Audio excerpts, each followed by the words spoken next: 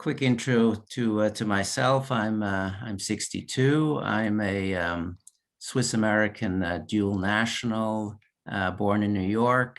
Came to Switzerland with my family at age 12. Did my schooling here, my military service.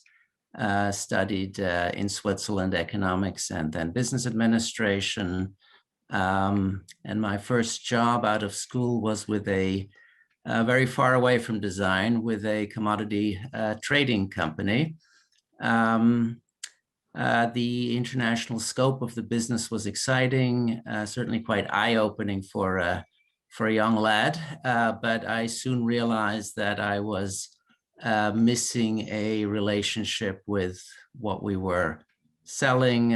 We had commodities going from point A to point B, somewhere on the 7 Seas, and there was just no attachment. So as exciting the work was, I realized that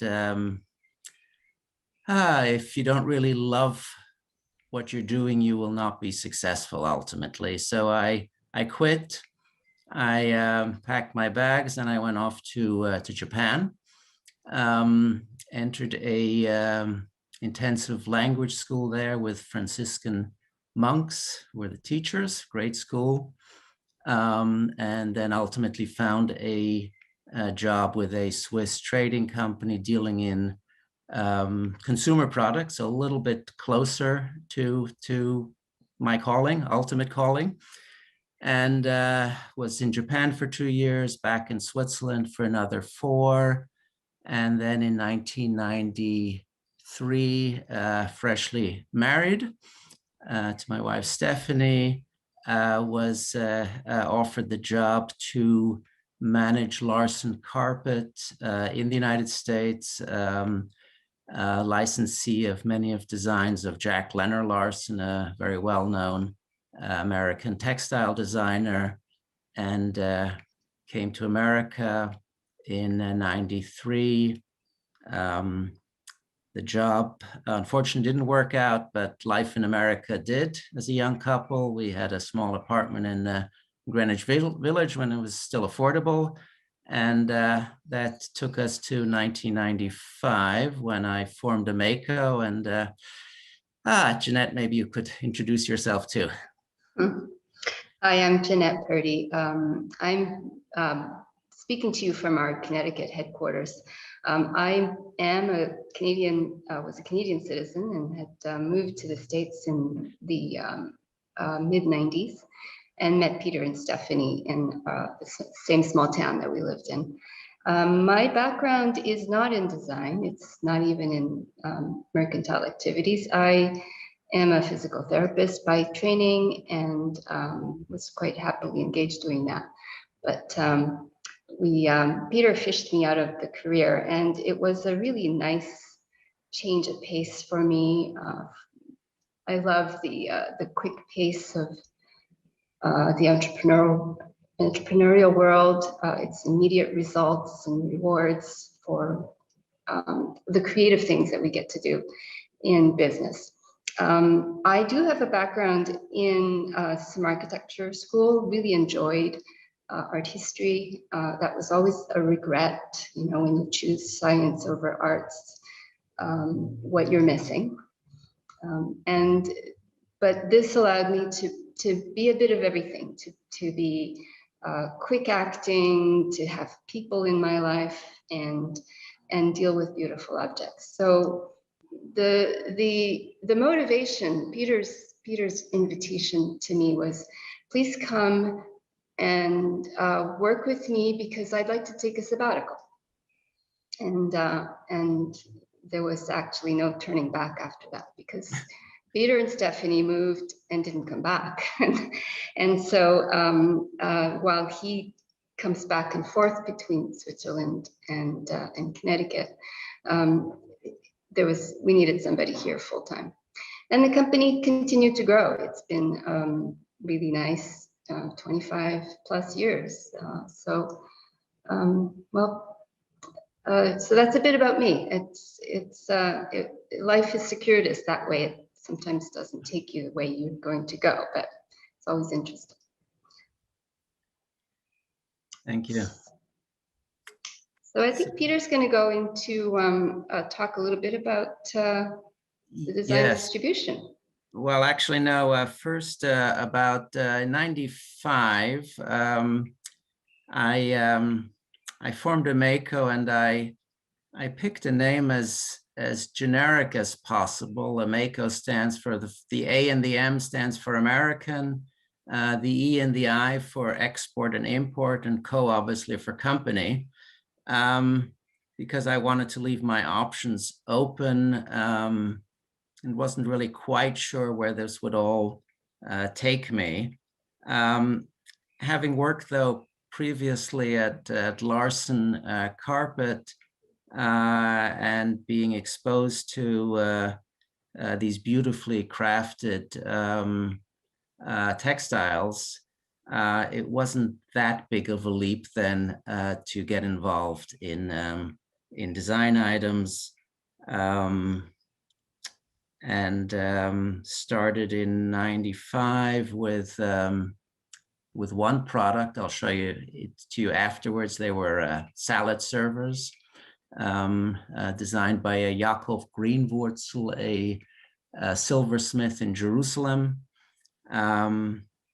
And one thing sort of led to the next with that one item, and then we did some steak knives, same designer, was able to secure the distribution for Pot, a very high-end cutlery from Solingen in Germany. Then in 97, still working out of our apartment in Greenwich Village, I got a call from a Gerd Klein. He had from Germany, from Hamburg. He had heard about me from a mutual friend in Hamburg. Mentioned to me over the phone that he had a company in New York, Ameico Labs, many designs by Tibor Kalman.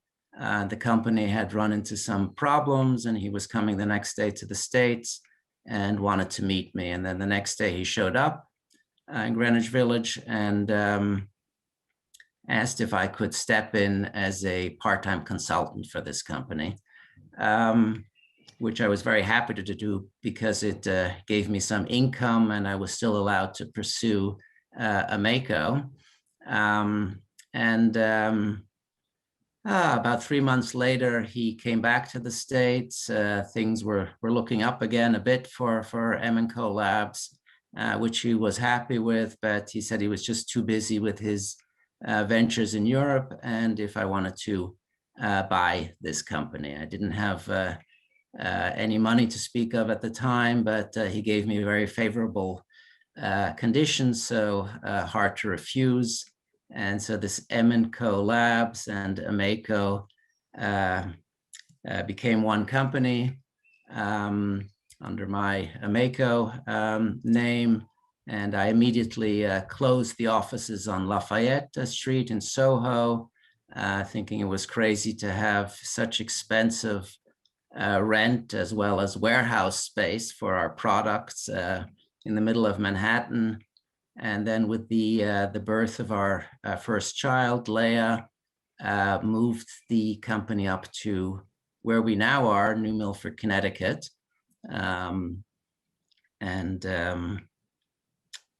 Tibor Kalman, unfortunately, in 1999, he passed away, and his estate then assigned the rights for those products to ultimately to MoMA, Museum of Modern Art in New York, and which was quite a setback for me since about 65% of our business were Ameico products, but our overhead was lean, and so we got through this rather large bump on the road, and now 22 years or so, fast forward, still in Connecticut, still in New Milford, a tad larger, dealing with tabletop items, desktop timepieces, gift items of all sorts, personal accessories such as reading glasses and sunglasses and screen glasses,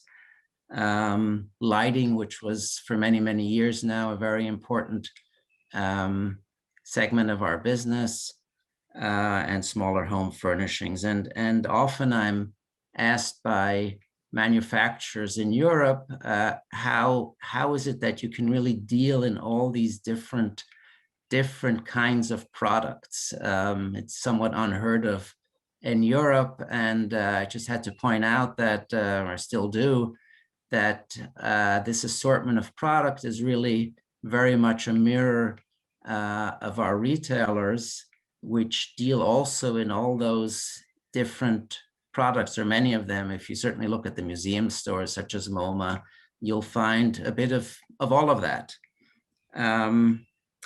Currently, we're selling to about 800 to 900 accounts throughout the United States. We exhibit at the major shows such as New York Now, Accent on Design, Shop Object, the Atlanta Gift Show, the Dallas one, the ICFF.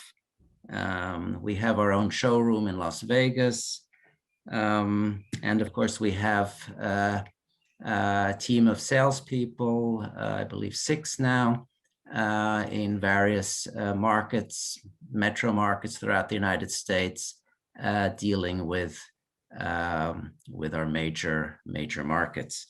As Jeanette mentioned, I took a sabbatical now 12 years ago and didn't come back.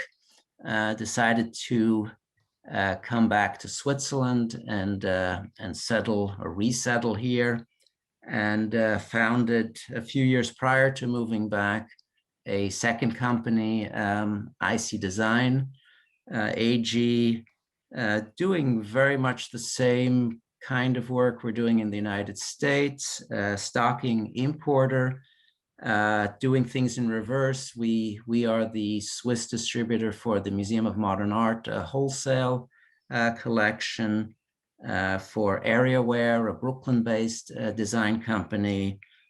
We bring in products from Scandinavia, Germany, Japan, and Korea, selling to about 150 shops throughout Switzerland.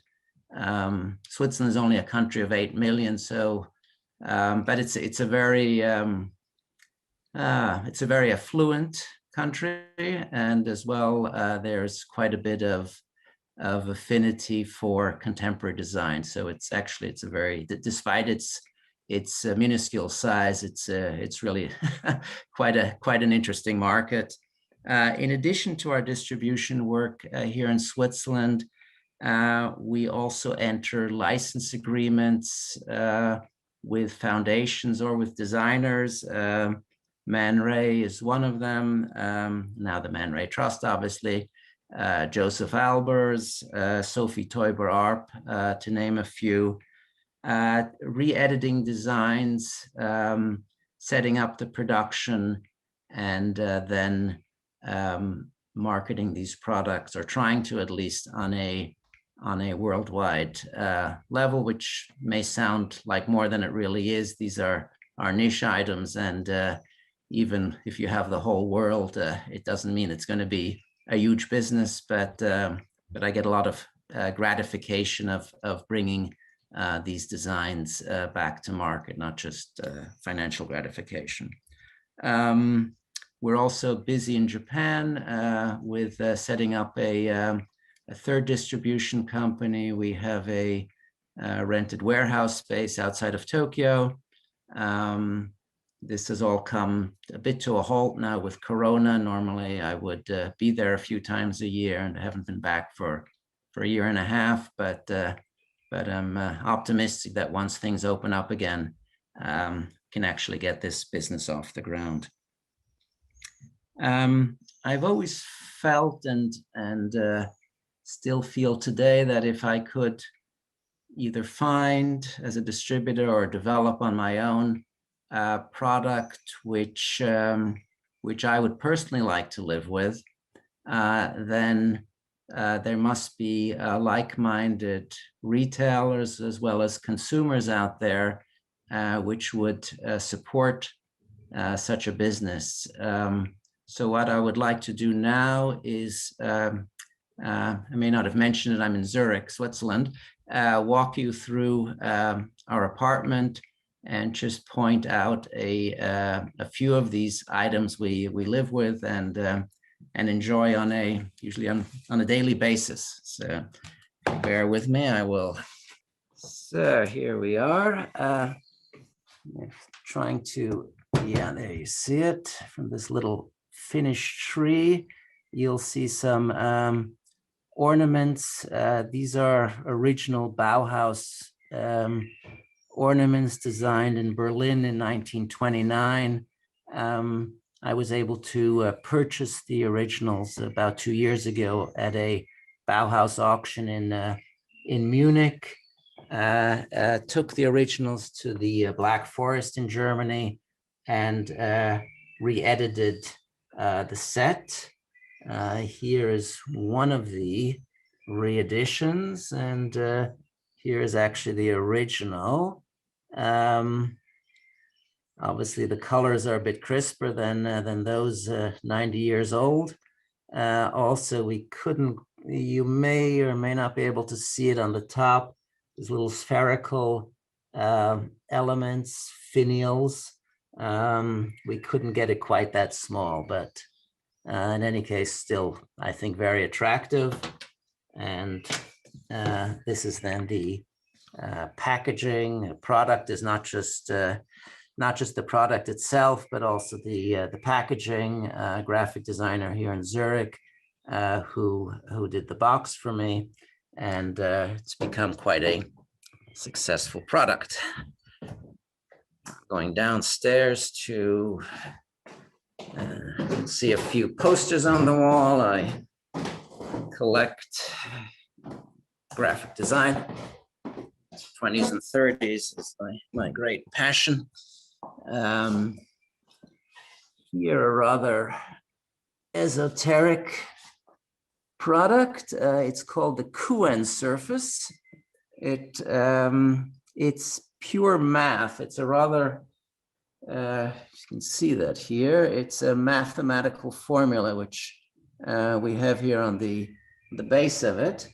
Man Ray, Max Ernst, Marcel Duchamp, they all loved these mathematical models which were used at university level for visualizing very complex equations, and they integrated these models into their artwork. So if you look at some of Man Ray's, for example, photographs or paintings, you'll see some of these mathematical models, and we re-edited one of them.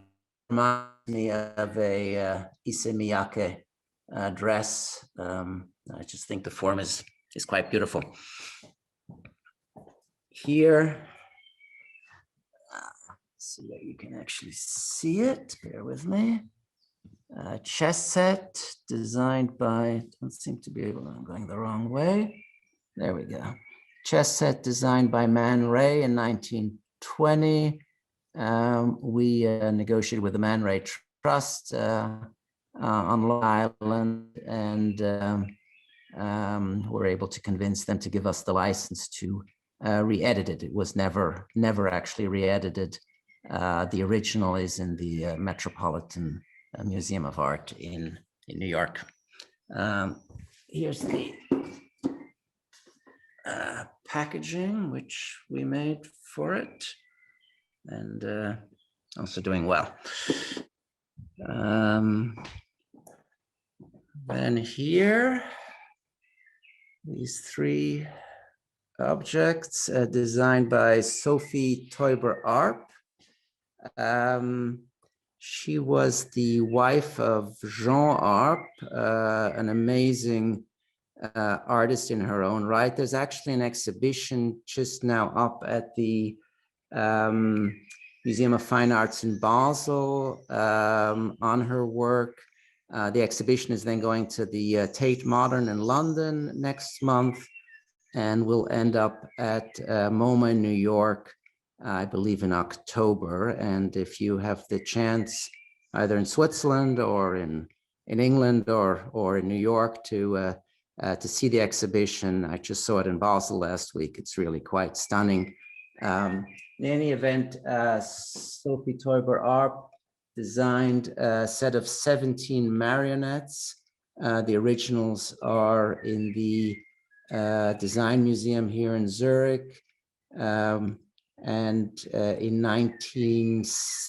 2016, which was the centennial of the foundation of Dadaism, which originated here in Zurich, we re-edited 3 of these marionettes. The play was called The Stag King. In the middle, you see the king, there the stag. He turns into a stag to find a wife who falls in love with him for himself and not because he's the king. And over here, probably the most iconic of the 3, the guard. The museum in Zurich came up with the idea of taking away I'm looking for the word in English. Strings? No, what it holds, a marionette is on strings, yes. Take away the strings, thank you. Take away the strings and actually make standing objects with these metal elements between the various parts. Then tabletop, we have a few items, of course. See if we can see anything here. Yeah. This was our first product, as I mentioned briefly before, 26 years ago now. Salad servers, sort of this yin and yang, positive, negative cutout, where from the metal base, it's cut out and bent over, and one advantage also is that it rests on the rim of a salad bowl, stacks nicely. It was almost impossible to produce. I found someone in Brescia in northern Italy, Serafino Zani, who was willing to make them after I invested in some tooling. But after the first 500, they decided not to continue because it was just too difficult. The hand polishing was almost a nightmare. But at least these 500 I could sell and break even. And then here we have a set of 7 nesting bowls, this being the smallest. Beautiful, circular design, seen from the top. Designed by Pete Stockmans, who 25 years ago came out with this set. We did very well with it at the time. Then they stopped producing it. And a few years ago, I contacted Pete Stockman's daughter and asked if she wouldn't consider re-editing again. So it's back in our collection. I think really a classic. This here, let me just see that you can actually see it. Michele De Lucchi, no longer in production, the Base Quadra. We represented Michele De Lucchi's Produzione Privata for about 20 years until he decided to stop. A beautiful collection of handcrafted, mostly glass objects, mouth blown in Murano. And then we have here a Sant & Co lamp, the TMM. We distributed Sant & Co for, I think, 12 or 13 years until they decided to form their own US subsidiary. That's, of course, the always the danger of being a distributor that if you do your job too well, they're going to set up their own shop in America. If you don't do it well enough, they're going to take it away from you. You sort of have to do something in between. It doesn't always work out, but that's sort of the life of a distributor. What I want to show you here quickly are these knives, handcrafted, forged in South Korea. Master Shin. He is a living national treasure, I believe it's called, of South Korea for his contributions to Korean crafts. Beautiful, I think, beautiful knives. Work also very, very nicely and doing well in the States. This was, I had mentioned before, pot, one of our first products, which we're no longer distributing, but that goes back 20 years ago, and they're still, I'm sure the sample is also over 20 years old and still doing well. And then last but by no means least, let's get some light. See that here? It's a clock by Max Bill, designed in the late 50s, in production since then, actually never out of production. Great minimal design. We were the distributor for about 20 years. Junghans then unfortunately went into bankruptcy, and the company which took it out of bankruptcy had another distribution set up. So unfortunately we lost it, which I was very sad about, because not just the loss in revenue, but more importantly, the Max Bill clocks were really very much part of the DNA of our company, and certainly something which I would have been happy to sell for the next 25 years. So I think that concludes this walkthrough here in Zurich. And now we would like to, if I'm not mistaken, show you a short video from our setup in Connecticut, which is about 2 minutes long. So I hope you enjoy it. We decided it was time to have our own building, and purchased from the town of New Milford a 1917 former telephone switching station.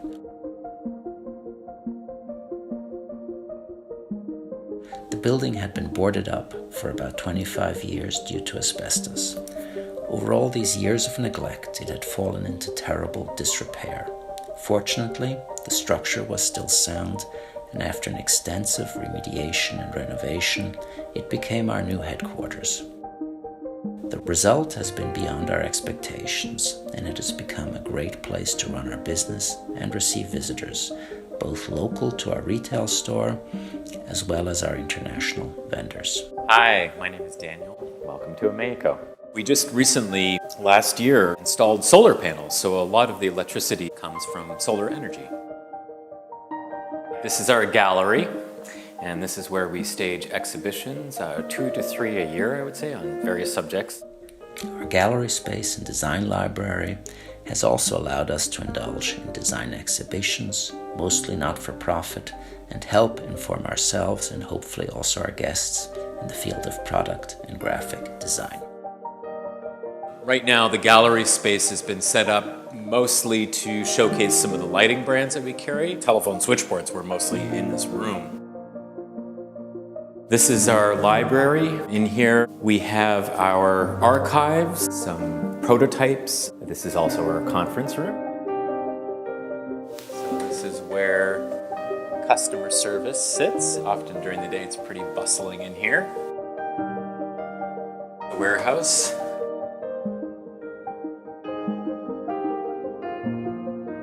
In about 2014, we brought our warehouse back to Connecticut.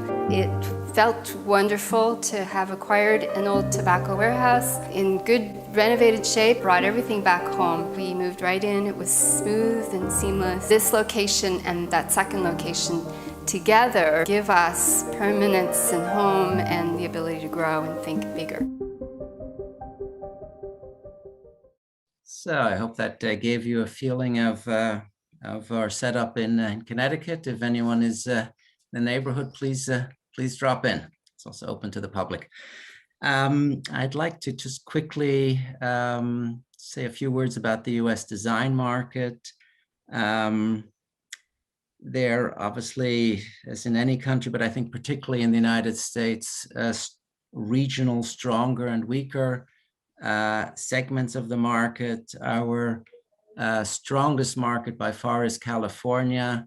Not surprising, if it were an independent country, it would be the 5th largest economy in the world. So we're very strong on the West Coast. We're also strong on the East Coast, Boston, New York, Philly, going down. Not too much in the Southeast because it's quite traditional in the market, but then again in Florida, business is brisk. Texas, a relatively strong market, Chicago and the Midwest in general, quite strong. But then there are states where we hardly sell anything. They're all over America. There are pockets of modern and contemporary design, and there's pockets of affluence as well. Takes a bit of both, but that's sort of, in a nutshell, sort of the regional differences in the States. As for the type of retailers, we sell to museum stores, have always been a very important part of our business, starting with MoMA, Museum of Contemporary Art in Chicago, SF MoMA, et cetera, I believe about 70 in total.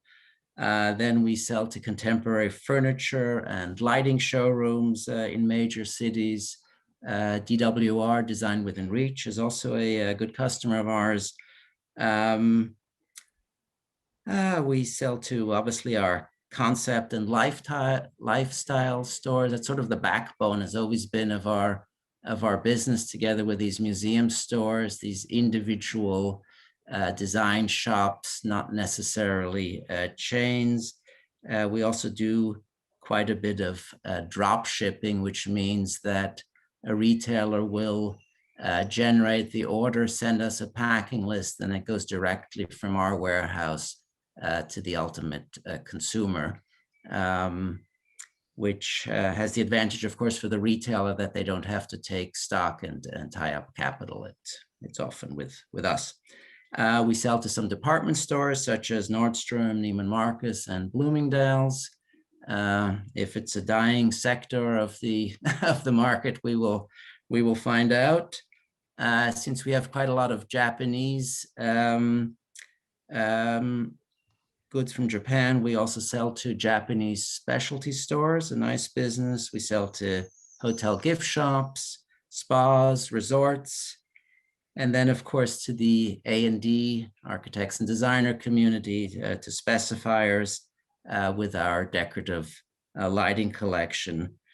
We, of course, like everyone else, we sell directly to consumers via our online shop, but for us as a distributor, it's really of less importance. We also want to, we don't want to cut the branch we're sitting on, which is selling to retailers, so we don't want to compete that much.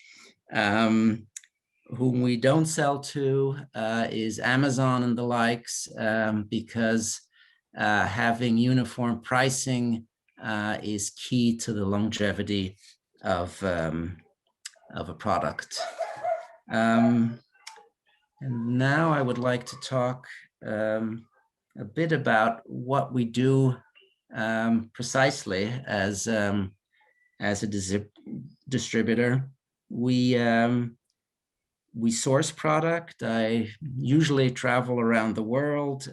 We curate. We give advice regarding possible product adaptation for the US market, as well as packaging. often the decision is a group decision if we take on a product or not within the company. See how many yays and how many nays we get. Sometimes it's just me out there deciding alone. Margins are key to our business, and often we come across great product which would fit very nicely into our collection, but if the margins are insufficient, and of course we're in between the retailer, the manufacturer and the retailer, so we're sort of one additional step in this chain of distribution, and so often we have to walk away from products which just don't have sufficient margins for us as a distributor in order to do all the things we do. We take risk. We buy before we sell. We are a stocking distributor, so we don't wait for to generate orders before having stock. Obviously, these are calculated risks. So we also have a few years of experience, but then again, if I walk through our warehouse in Connecticut, I see all the mistakes we've made over the years, just collecting dust, and I take solace in thinking then that, well, if I hadn't made all these mistakes, I probably also wouldn't have made the good decisions, and we wouldn't be where we are now. So it's all fine. Jeanette, do you want to tell us a little bit about maybe logistics and? Yeah, so to continue what Peter was saying, as a distributor, we do take care of bringing things to the United States. So the import process, certifications, warehousing, and adapting. There's some retrofitting of products that does happen, particularly with electrical items. We have a UL license, and therefore have the ability to customize to a certain extent, to adapt. And that, I think, is a really big aspect of being able to use products in certain circumstances. So that's a service that we provide. Small designers often don't have those resources, and we're able to then help them break into the market, get a brand name out, and get footing into this country. Therefore, talking about a brand and where it comes from, who the designer is, what drives them, those are really important things, I think, that we do. It's positioning in the market. It's giving them a platform and letting people know that you're buying this, not, it's good product, but it's also nice to get a little extra background. We do a lot of extra photography for that reason.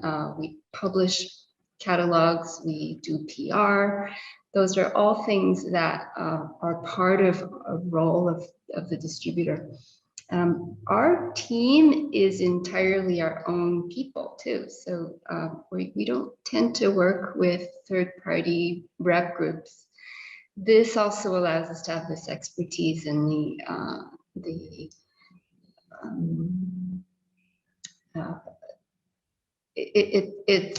it's ours. It becomes something that we hold dear to our hearts, and we can then stand behind those brands and those products. Peter talked a little bit about our sales and that process, and I don't know if you want to add some more to that. Not really. I mean, obviously, we do all these trade shows. We have our people on the road.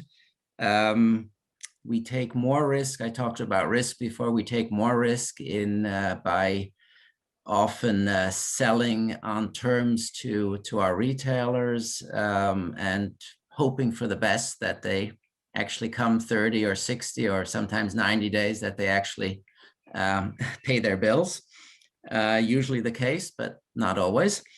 And then lastly, maybe just a word or two, Jeanette, about customer service. Yeah, so, we talk about products we had 20 years ago, and it's very interesting that we continue to get phone calls about some of these products. People who've lived with their products for a long time, who need replacement parts. We continue to service as much as we can, as much as possible. So we do, we're there for life for that product. I feel that it's nice to have the continuity, and it's very funny. But you know, Peter talked a little bit about Tibor Kalman, and I have right in front of me a set of blocks that he had done. And while with Ameico, and this has different scripts on it. Tibor Kalman, if some of you don't know, was an amazing graphic designer who had some very strong ideas about humanity and the power of communication and language. So he put different scripts on the 6 sides and published a card with words that could be spelled in very different languages using the same set of blocks. And that's a product that we ended up continuing as a bringing back and re-editing. Just to let you know that things don't go away. Good design will stay for a long time and be part of the repertoire, whether or not it's commercially distributed continually or not. I'd like to now show you just a few slides. We don't have too much time left. Angelo Mangiarotti in his studio in Milan. It was always the highlight for me. That's Gerd Klein sitting there. We re-edited a 1960s design, the maritime table clock. Next, please. Maison d'Objet in Paris, a big trade show, visiting one of our vendors, Beam from the UK. Next, please.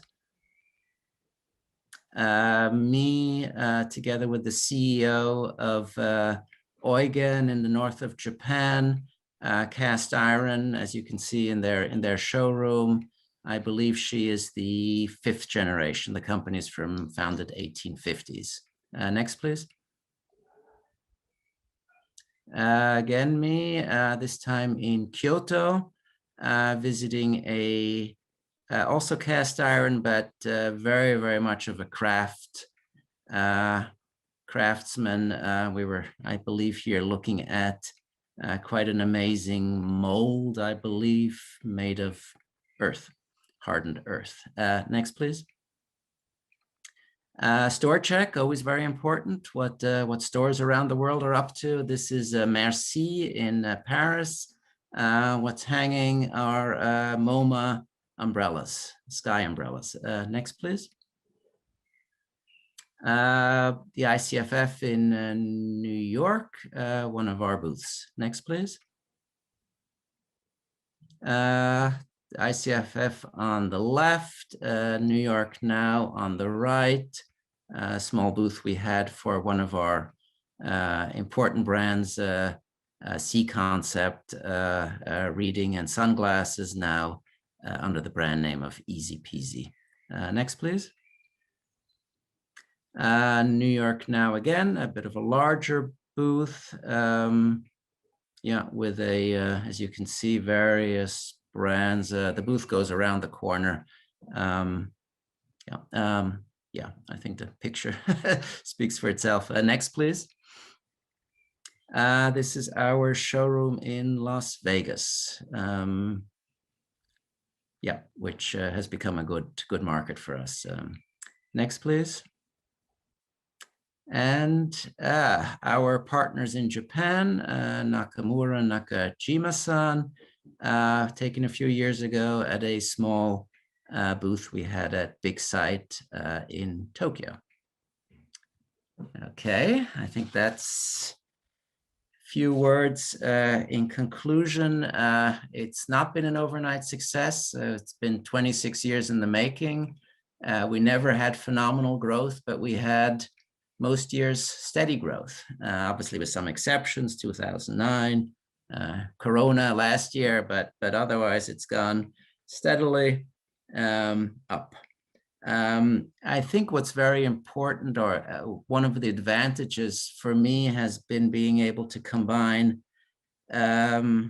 business savvy, having studied business administration, economics, as well as training one's eye, so the aesthetic element. And it's, you really need both are essential for this kind of work. Obviously, training the eye only comes through years of looking at things and hopefully distinguishing good design, sellable design, and things which are not. Company needs a clear vision, a company DNA. You need to know who you are and what you stand for. We certainly stand for well-crafted, well-designed products which will stand the test of time. And if there's an innovative element, then all the better. Our business has always been long-term, both with vendors as well as with customers, as well as with staff. We are in it for the long haul. And really the only constant is change, staying nimble. It's sometimes a bit of a precarious position to be a distributor. You don't know if you're going to lose the line. I made a few remarks earlier on this evening. So you just have to be flexible. And but we're in an anachronistic business. I mean, with everything going direct from manufacturer to consumer, we're not even a retailer, we're a distributor. But we seem to fulfill quite a few functions and try to do it well and try to improve, of course. And this adds value. And if it wouldn't, we would be out of business a long time ago. So thank you very much for listening. I hope there's some questions which we can hopefully still answer in these minutes we have left. Perfect. Thank you both for taking us through to teach us more about Ameico. We have several great questions that have been coming through. We're going to try and make it through as many as possible. First question, is the licensing process for historical designs difficult to obtain? Could you tell us a little bit more about this process? Depends. Depends whom you're talking to. I mean, often it's easier talking to a designer who has passed than one who's alive, because you're talking with trustees often. But it depends how the estates are set up. If there's just one person to talk to, then it's say the president of a trust or foundation. It's a lot easier than if there are various family members who all have to come together on something. So it's a mixed bag. Right. Do you work with contemporary designers as well as iconic designers from the past? We do, yes. Jeanette, do you, some designers come to mind whom we work with? Yes, okay. we work with a lot of contemporary designers, some quite young as well. The brand Common Modern is a stationery producer, and the designer of that, Claire Everard, is alive and well, and the beginning of a very nice career. So we're very happy to be working with her. We also work with firms that have a lot of young talent in their roster. So, and Tradition, for example, has a lot of fresh young sources, and they're international. It's quite, the market's getting fairly global. The identity may be Nordic, but it's really a philosophy as opposed to a passport that you must have. And that makes it exciting too. So even though, you know, we do say that we bring things in chiefly from particular regions, yet design, the tenets of good design are very non-cultural in many ways. They've boiled down to a lot of simple ideas. Great, thank you. How many pieces does Ameico stock or represent currently? Well, SKUs, meaning individual stock keeping units, 5,000? 3,600, How many? 3,600. 36. My guess would have been 5,000, but Yeah, oh, good. there's You know it. 36 active ones, 3,600 active ones. And we know this because we are looking to try to revamp our the management platform for them. And it is a lot to carry.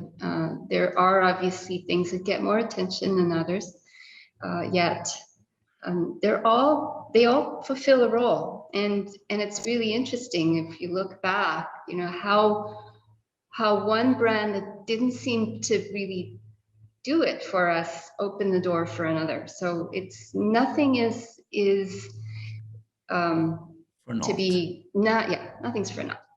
It's all good. Absolutely. Once you bought the license to re-edit the Man Ray chess set, do Mhm. any royalties have to be paid to the Man Ray estate? Do you meet Of budget? course they do. Yes, I mean, there has to be something in it for the estate. Otherwise, why should they agree to this?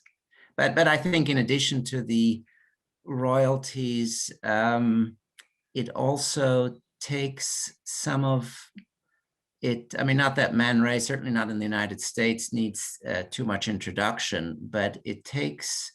Usually these artists are in these rarefied art circles, and by producing something which appeals to a broader audience, appeals now with the chess to chess players around the world, you're also promoting Man Ray to people who otherwise would not have known about him. So I think the trust gets both benefits from it.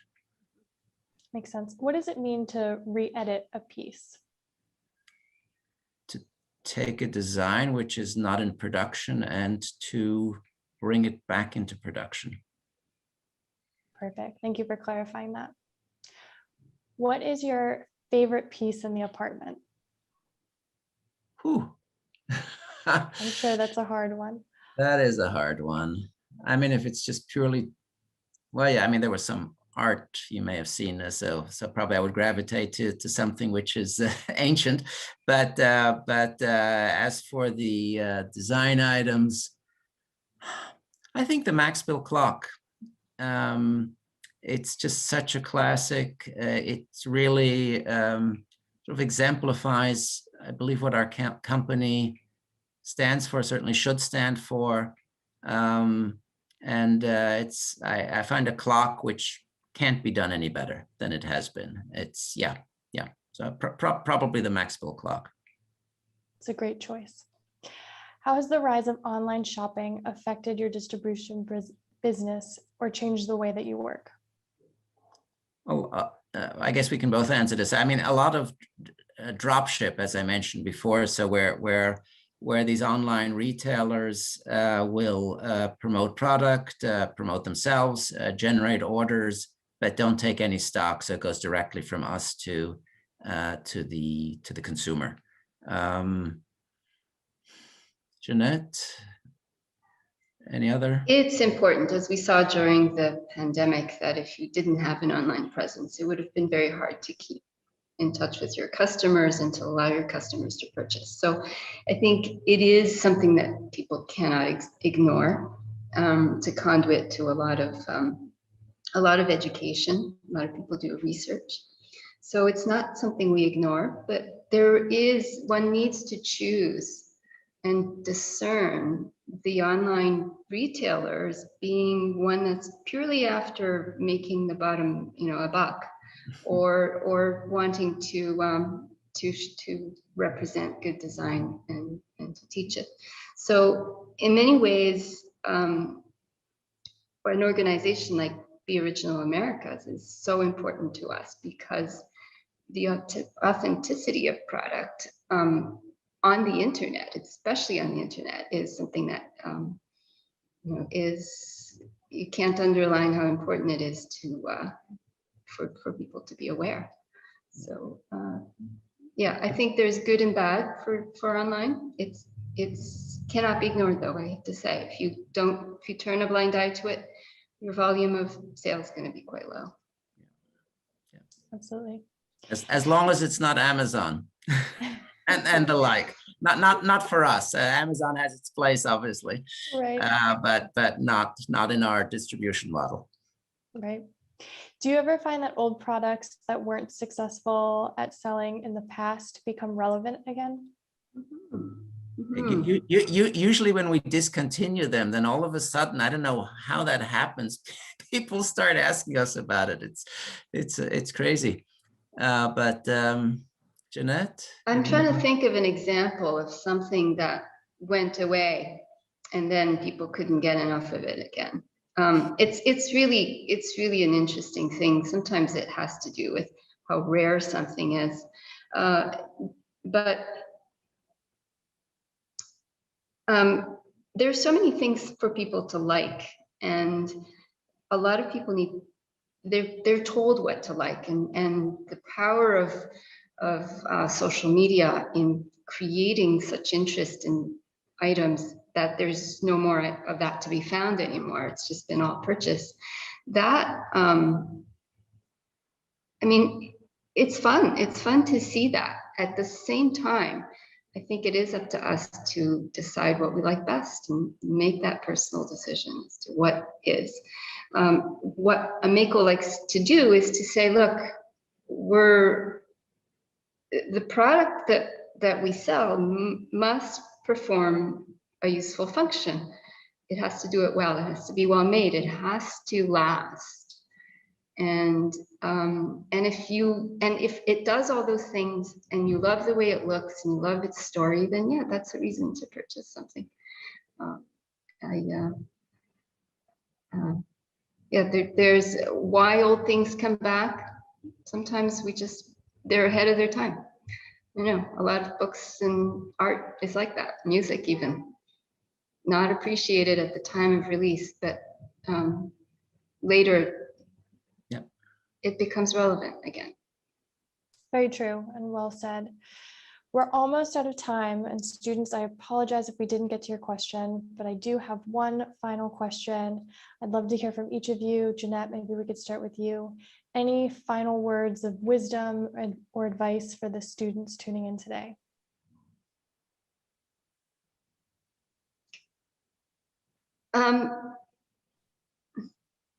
The business of design is a really interesting one, and I think sometimes